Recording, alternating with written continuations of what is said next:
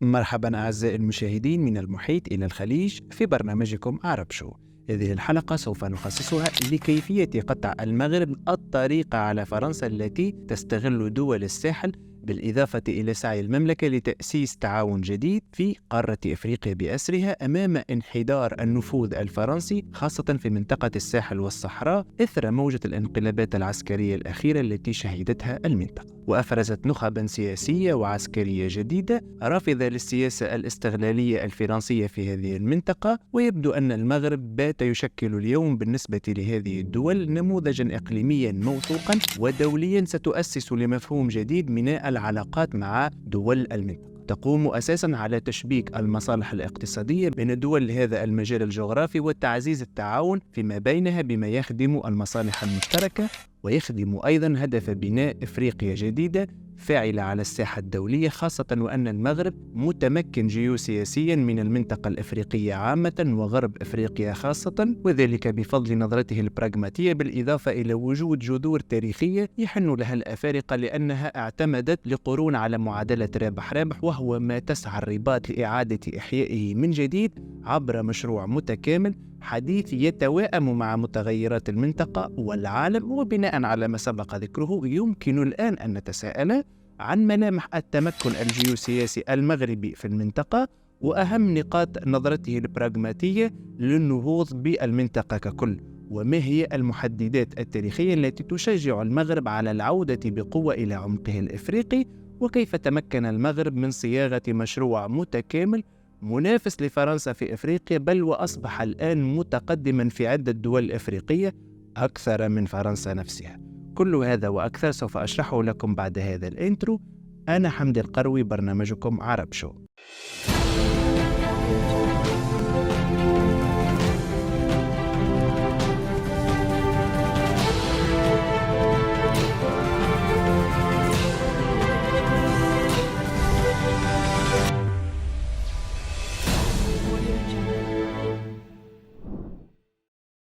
أود أن ألفت انتباهكم أعزائي المتابعين، خاصة الجدد منكم، بالاشتراك الآن في القناة، لأن اشتراككم مهم لتقدمنا ويساهم في تطوير عملنا. ونعود لموضوع حلقتنا والذي نستهله باستقبال السيد ناصر بوريتا الأسبوع الفارط بالرباط السيد راشد يحيى سيمودو، الذي قدم نسخا من أوراق اعتماده بصفته سفيرا مفوضا فوق العادة لجمهورية أوغندا لدى صاحب الجلالة الملك محمد السادس، مع وجود أخبار عن اعتراف وشيك بمغربية الصحراء في الفترة القادمة. كما تستمر مؤشرات بقاء العلاقات الاستراتيجية بين الغابون والرباط في مستوياتها المتقدمة على الرغم من العملية الانقلابية الأخيرة التي أطاحت بصديق المملكة التاريخي علي بونغو. فبعد استقبال السفير المغربي من قبل الحكومة الانتقالية، جددت الغابون دعمها لمقترح مغربية الصحراء، شأنها شأن أغلب الدول الأفريقية الأخرى التي كانت تعترف بمغربية الصحراء، بل إن دول إفريقية أخرى من المرشح دخولها في قائمة الدول التي تدعم مبادرة المغرب في إدارة إقليمه الجنوبي. بمناسبة حلول وزير الخارجية الموريتاني الأسبق ضيفا على إحدى الإذاعات الفرنسية، لم يستبعد أن تعترف مالي بمغربية الصحراء، مشيرا إلى أن ثقل العلاقات التاريخية التجارية والإنسانية بين المغرب ومالي تدفع في هذا الاتجاه، ومسجلا في الوقت ذاته أن الرباط واكبت صعود موجات الإرهاب العنيفة في المنطقة بإنشاء معهد تدرب فيه الأئمة الماليون، كما شجعت المملكة نشر الإسلام الوسط المعتدل. وأضاف الدبلوماسي الموريتاني الأسبق أن الرئيس المالي الراحل أبو بكر كيتا كان قد أخبره إبان انتخابه في عام 2013 عن رغبته في الاعتراف بسيادة المغرب على أقاليمه الجنوبية، غير أنه لم يكن يريد إحداث شرخ في العلاقات مع الجزائر التي تشترك معها باماكو في حدود تمتد لأزيد من 1350 كيلومتر، معتبرا في الوقت ذاته أن معظم المسؤولين الماليين يريدون حل قضية الصحراء، إن لم يكن بالاعتراف بمغربية الصحراء فعلى الأقل تلافي كل ما يمكن أن يشكك في غير ذلك. وبالنظر إلى التحولات التي تعرفها المنطقة سواء على مستوى علاقات مالي بدول الجوار خاصة الجزائر أو المشاكل الأمنية التي يعرفها شمال هذه الدولة التي تخوض حكومتها حربا مع المقاتلين الأزاويديين. أضف إلى ذلك انخراطها مؤخرا في المبادرة الأطلسية التي أعلن العاهل المغربي عن إطلاقها في 6 من الشهر الماضي. وأمام الجيل الجديد من الشركات التي أسس لها البلدان لم يستبعد متتبعون أن تنخرط باماكو في الدينامية التي تشهدها قضية الصحراء وتسحب هي الأخرى اعترافها بالكيان الوهمي، خاصة وأنها اتخذت من فرنسا خصما لها يجب اجتثاث عروقه من البلاد، وإدخال دول أخرى تحترم سيادة الماليين على دولتهم أمر واجب. والمغرب بإذن الله قادر على سد الفراغ الذي تركه الفرنسيون في البلاد، خاصة بعد عودة المغرب إلى الاتحاد الإفريقي سنة 2017 ما مكنه من بناء علاقات متميزة مع معظم الدول الإفريقية واقتحام فضاءات جيوسياسية في هذه القارة، آخرها فضاء الساحل والصحراء، من خلال مبادرة ملكية تروم تمكين دول المنطقة من الولوج إلى المجال الأطلسي بما يحقق التنمية فيها ويعزز علاقتها التعاونية من أجل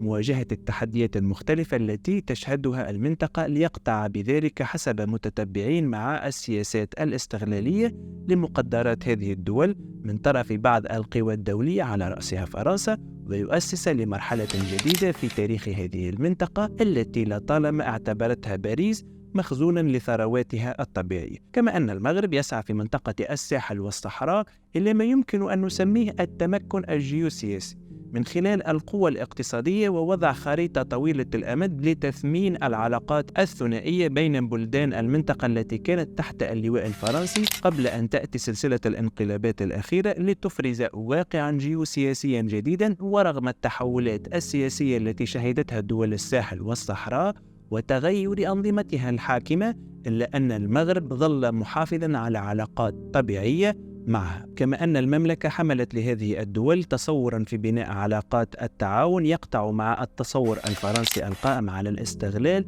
وتكريس التبعية. فالمغرب تمكن من التموقع جيوسياسيا في هذه المنطقة من بوابة تعزيز العلاقات مع بلدانها على أساس المصالح المشتركة والتعاون في القضايا ذات الاهتمام المشترك، إن كان على المستوى السياسي أو الأمني أو الاقتصادي أو الروحي أو غيره. كما أن الرباط بدبلوماسيتها المتمكنة تموقعت في هذه المنطقة من خلال مجموعة من المبادرات الهامة، آخرها المبادرة الأطلسية، غير أنها لا تعتبر نفسها منافسا على هذا المجال الجغرافي أو على ثرواته وموارده على غرار بعض الفاعلين الإقليميين والدوليين، إذ أن المملكة المغربية دائما ما كانت تقف سدا منيعا أمام استغلال مقدرات القارة الإفريقية، إذ تعتبر أن لهذه القارة من المقومات ما يجعلها قادرة على تحقيق نموذجها الاقتصادي والسياسي والأمني الخاص بها، خاصة وأن الرباط تنظر لعلاقاتها مع دول الساحل والصحراء بمنطق براغماتي تبادلي يجعل منها نموذجا إقليميا فريدا وصمام أمان بالنسبة لدول المنطقة ولكل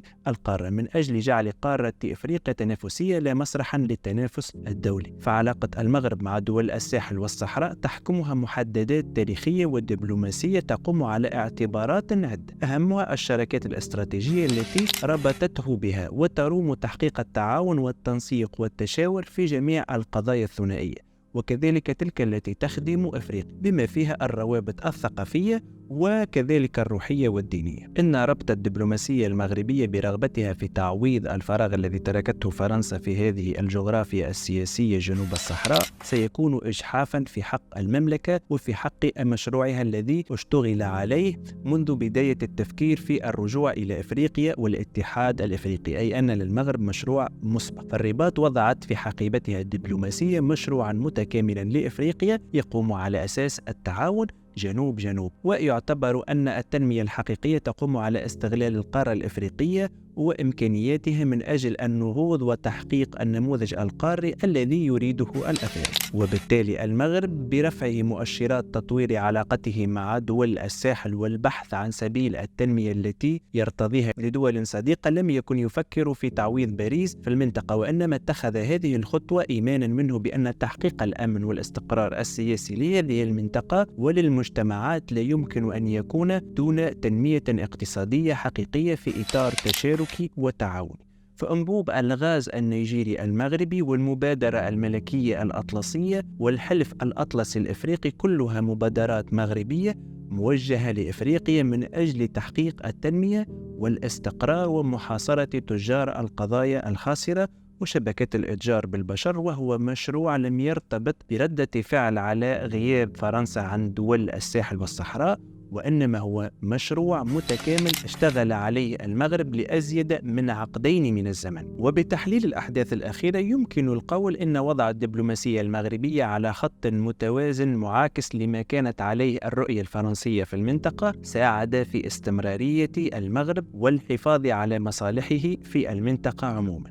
ذلك أن المغرب يسعى إلى مساعدة هذه الدول من أجل الاستفادة من طاقتها البشرية والجغرافية من أجل النهوض، بينما كانت فرنسا على خط نقيض من ذلك، إذ كانت تدعم الأنظمة الفاسدة من أجل الإبقاء على مصالحها في المنطقة لا غير. وبالتالي أعزائي المشاهدين يبدو لنا أن المغرب رغم محدودية إمكانياته، وهنا نقصد أن المغرب ليس قوة عظمى عالمية، يعني لا يمتلك سلاح ردع نووي، يعني لا يمتلك مثلا سلاح يمكنه إبادة دولة بأسرها حتى يكون وازنا وفاعلا في العالم بأسرها، بل هو قوة إقليمية فقط، يعني ليس قوة عالمية مثل أمريكا أو الصين أو روسيا. هذه الدول قادرة على محو الكوكب، ونحن نتكلم عن دولة يعني متوسطة من ناحية عسكرية. كذلك من الناحية الاقتصادية المغرب لا يمكن مقارنته بالدول العظمى مثل أمريكا والصين وغيرها، لأن اقتصاده يعني يكون تقريبا أقل من 0.5% من اقتصادات تلك الدول. ورغم أن المملكة المغربية بمساحته المتواضعة مقارنة مع القوى العالمية، فالصين أكثر من 10 مليون كيلومتر، كذلك أمريكا 10 مليون كيلومتر، روسيا 17 مليون كيلومتر، والصين لديها شعب أكثر من 1.5 مليار، الهند 1.5 مليار، أمريكا 350 مليون نسمة، بينما نجد نحن في المغرب دولة محدودة جغرافيا، يعني أقل من 1,000,000 كيلومتر مربع، 700 ألف كيلومتر مربع تحديدا. وكذلك نجد أن المملكة المغربية تعداد سكانها متواضع، وقدراتها البشرية وما إلى ذلك تم تحديدها بفضل الاستعمار، لأن المغرب الحقيقي هو الذي يمتد إلى وسط إفريقيا أصلا، يعني يعبر حتى نهر السنغال. والمغرب بتلك المساحة وبعدد سكان ضخم وبموارد مهمة وباقتصاد فعال يمكن أن نضعه يعني في تلك المرتبة مع الدول المتقدمة في حال أعاد بناء دولته التي كان المغاربة ينعمون بها طوال قرون. ولكن أكرر أن المغرب رغم أنه قوة إقليمية محدودة في المنطقة، إلا أن تأثيره بدأ يرتفع في العقدين الأخيرين، وبدأ يقترب من منافسة الأقطاب الكبرى عالميا في تلك المنطقة، ما جعله يسمى بقوة إقليمية محلية، لأنه أصلا بعد استقلاله لم يكن حتى مجرد قوة إقليمية، بل كان مجرد دولة مبتورة الأطراف وما إلى ذلك. وأنا أذكر بكل هذه المعطيات للضرورة على أن المغرب من الدول العربية التي يحاول أن يتقدم، يحاول أن يسترجع أراضيه ويوسع مجاله ويدمج السكان المنطقة في دولة واحدة، وهو يحاول القيام بمشاريع ضخمة. هذه مبادرة أطلسية، هذه طريق جنوب، هذا طريق لربط دول الساحل والصحراء بموانئ المملكة، هذا مشروع لأنبوب الغاز. هذه المشاريع العملاقة هي التي تخشاها فرنسا، لأن المغرب يريد تنمية المنطقة ويكرس حقيقة سياسة ربح ربح، بينما الفرنسيين كانوا يقومون برشوة بعض الرؤساء ثم يستغلون تلك الثروات، لدرجة أن مثلا دولة مثل النيجر فيها تقريبا أكثر من نصف الاحتياجات الفرنسية من اليورانيوم، أو 70% من اليورانيوم الذي تستخدمه باريس في إنتاج الطاقة الكهربائية كان من النيجر، بينما النيجر أكثر من 85% من سكانه لا يتمتعون أصلا بالكهرباء. وهنا يظهر لكم بالكاشف الاستغلال الفاحش للثروات الأفريقية من قبل فرنسا، بينما المغرب لا يريد يريد هذا، لأنه أصلا قد كوي بنار فرنسا سابقا ويريد أن يبني دولة مهمة، دولة تحمي إفريقيا، دولة تحمي مصالحها، دولة يمكن في يوم من الأيام أن ترتقي إلى مصاف الدول المتقدمة وتقارع الدول القوية سواء عسكريا أو اقتصاديا أو ما إلى ذلك من المسائل الأخرى. وهنا تكمن أهمية هذه الحلقة. أرجو أن أكون قد وفقت في نقل المعلومة. إذا أعجبتكم هذه الحلقة فاشتركوا الآن في القناة وفعلوا زر الجرس حتى يأتيكم كل ما هو جديد، والجديد يأتيكم كل يوم خميس وأحد على الساعة 5 بعد الزوال بتوقيت الرباط. كان معكم حمد القروي، برنامجكم عرب شو.